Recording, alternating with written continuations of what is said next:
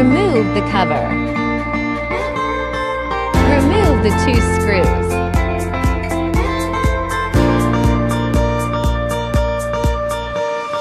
Pry off the cover.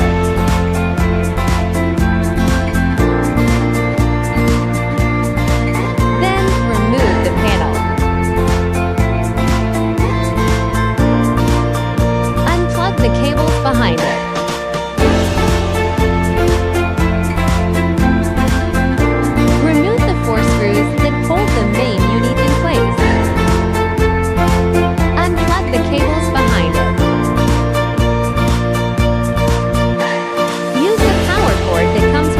To connect the power cord of the original car.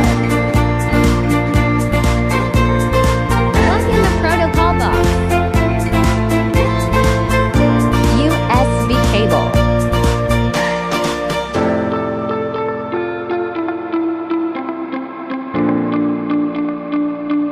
Speaker cable.